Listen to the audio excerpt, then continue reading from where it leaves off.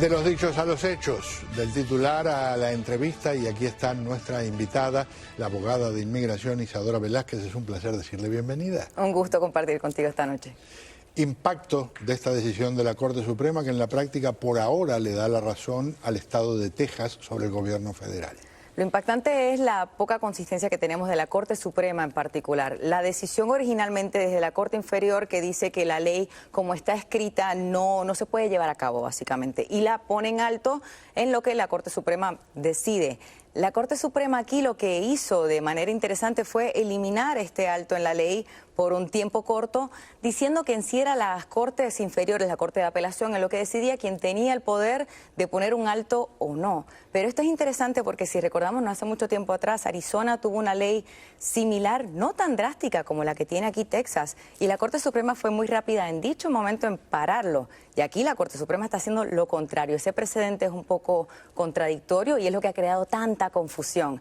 La manera que las jueces se justificaron fue diciendo esto es algo para la Corte de Apelaciones decidir, así que en pocas horas la Corte de Apelaciones volvió a poner el paro en lo que decide nuevamente si la ley es justa o no, si es correcta, si es constitucional. En la práctica es más un impacto de jurisprudencia que de la práctica de lo que ocurre en la frontera. Es así, es más que nada lo frustrante para los abogados es la poca consistencia que tenemos en qué control, qué es lo que decide la Corte Suprema o no, en cuestión de leyes que tienen que ver con inmigración, particularmente con lo que es deportar personas. La razón por la cual esta ley es tan controversial es que no solamente hace un crimen el estar en el país ilegalmente, sino que le da la autoridad al Estado de Texas de poder deportar personas sin depender la nacionalidad a México. Ese es un detalle adicional que le quita el poder al gobierno federal y que es algo que siempre se ha determinado que le va al gobierno federal. La práctica aquí da a entender que la Corte Suprema podría decir que esto puede llevarse a cabo por los estados. Eso es lo preocupante también, pero nuevamente la Corte de Apelaciones esperemos que continúe con la Constitución, pero este caso se va a volver a escuchar en la Corte Suprema en cuestión de tiempo. Cuando hablamos de desafíos a lo que es la autoridad del gobierno federal en materia de inmigración, en Florida está ocurriendo también algo, no es lo mismo, pero tiene matices de los mismos colores. La Florida fue muy inteligente en cómo hizo su ley migratoria. El gobernador DeSantis penaliza a personas ciudadanos americanos, residentes, que traigan a alguien sin estatus que esté ilegal a los Estados Unidos dentro del estado de la Florida. Como la penalidad es al ciudadano americano, aquí se protege un poco de las decisiones anteriores que hubo en Arizona y decisiones que hemos visto que le dan esa autoridad solamente al gobierno federal. Esa es la diferencia. Aquí el gobierno de la Florida se ha enfocado en penalizar al inmigrante si es que cometió un crimen, pero no por su estatus como inmigrante. En cambio, el que se es penalizado es el ciudadano americano y eso es el detalle que no ha llegado en sí a la Corte Suprema, aunque esperemos que también llegue. En el marco de estos enredos, conversaba esta semana precisamente con alguien de la policía del condado de Miami-Dade, donde viven muchas personas que son indocumentadas.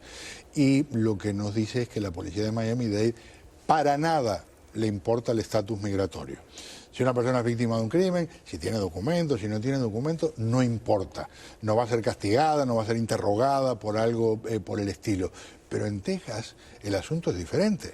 En Texas la policía toma cierto papel que en la práctica, como dices tú, lleva a que sean esos mismos policías los que puedan llevar a un avión de repente a alguien para deportarlo. Va más allá, también en la práctica la ley de Texas no solamente aplica a personas que estén entrando, sino también a personas ya en el país. La ley dice cualquier persona que pueda estar, que se asuma que está sin estatus, que está indocumentada.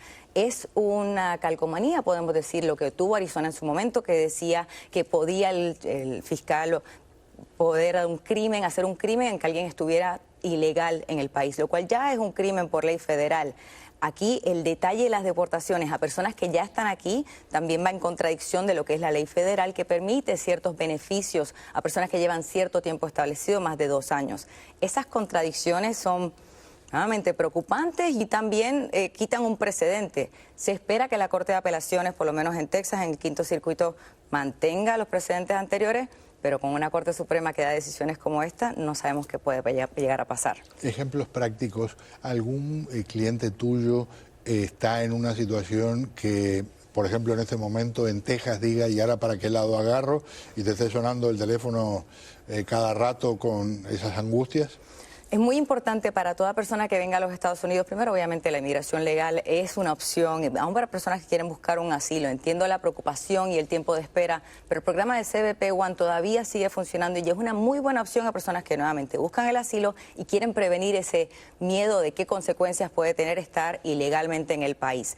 Pero si uno ya está sin estatus, hay ciertos estados que tienen penalidades serias. Texas es uno de ellos y en la Florida, aunque la penalidad sea a personas ciudadanas que traigan a inmigrantes, hay ciertas propuestas que aunque localmente no puedan discriminar por tu estatus migratorio, sí pueden llamar inmigración y hay 72 horas que uno puede mantenerse detenido, ya sea por manejar sin una licencia y ciertos crímenes menores que se pueden expander en propuestas de leyes que están en los libros, como robos menores hasta la posesión de marihuana. Así que es muy importante para las personas aquí que evalúen no solamente la ley federal, sino la ley estatal y cómo les puede afectar antes de determinar dónde vivir. ¿En Florida ya hay casos?